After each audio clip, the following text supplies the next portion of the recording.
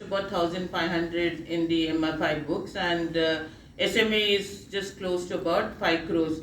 And that's about 0.35%, and there is no NPA in this book. We are not looking at any stress. And my MFI book, if you look at it is in the MFR1. That's the range that it is in. So I am not seeing any volatility or any kind of a stress in my MFI books as of date. Okay. That we had given earlier on, we looked at 45-55.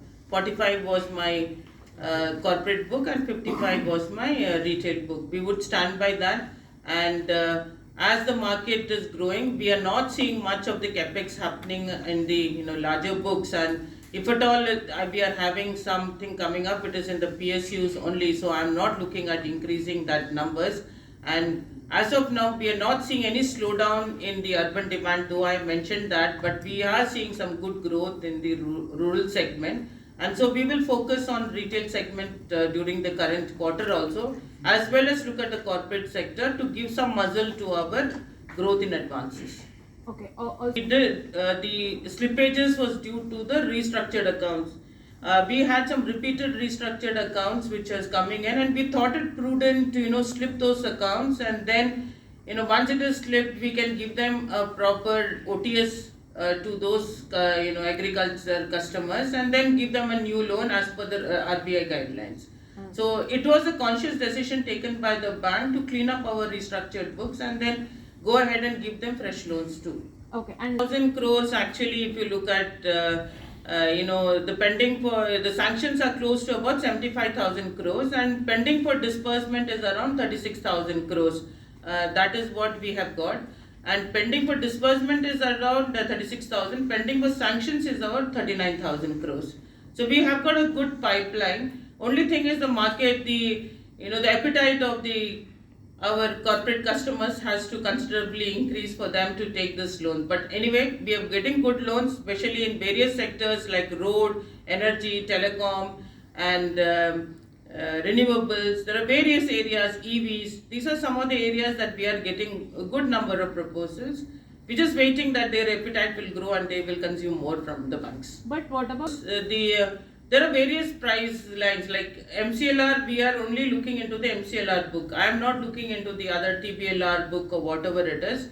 We are only sticking to MCLR book, and if I get a fair price on the MCLR, we are going ahead and doing it. Now whatever I told you on 75,000, it's all my MCLR book. Steadfast in having a sustainable growth and also the profit line. These are the two things I have to match. If I want to aggressively grow in business, and as I told you, though I have a very good pipeline on the corporate book, if the books are not if the accounts are not giving at the right price, I'm not getting it, I'm not going ahead and giving those loans. So I am moderating between the two, and that is the numbers that's come out with. My profitability numbers are very good in that regard. About 10 to 11% impact on the LCR, but on an average our LCR is about 130.61. That's an LCR that we are keeping, and regulatory requirements tell you to keep about 100%, but we are keeping about 130. If the new LCR guidelines come in, but there is a lot of debate going on in the industry with regard to the new LCR guidelines. As in when it comes, there will be of course impact of about 10 to 11%. A little bit of liquidity pressures, and the stance in the October MPC also was like neutral, and the December MPC also, if you look at, they reduced the CRR by about 50 bips. See, these are all auguring well for the banking industry actually, where we all understand that there is liquidity pressure, and the easing of these norms by the RBI has really worked well. In fact, in the morning when I was talking to the CGM of RBI, I told them that this is one thing, it's like a God-given gift to all of us, and the markets have also reacted very well with regard to the RBI stance that they have taken. And we hope that they continue. My CA will be able to answer what, it's a challenge that we had said deposit growth would be in the range of 9 to 11, and we have achieved about only 9 months if you look at 3.8%, and credit growth at 11 to 13% is what we said, and we have achieved about 5.9%. If you look at it, looks challenging, but we are giving our best shot and to see that we achieve those numbers. So advances would be around. But in fact, we are keeping in the range of 2.94 to 2.97. That's a number that we are looking at. So we will keep those numbers intact. We will not slip from the numbers that what we have today. This I told you the average average increase in the advances is about 10%.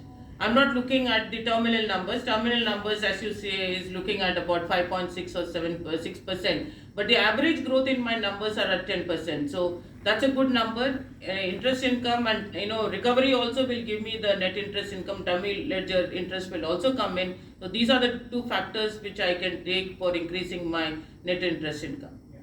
It is a problem with the industry as a whole. It's not just for Union Bank of India. And if you look at the CASA numbers for the bank, historically we were at 33 to 34%, and we have been maintaining that level. The bank has done a lot of things for increasing the CASA. Like what we have seen is the ETB was the the customer base.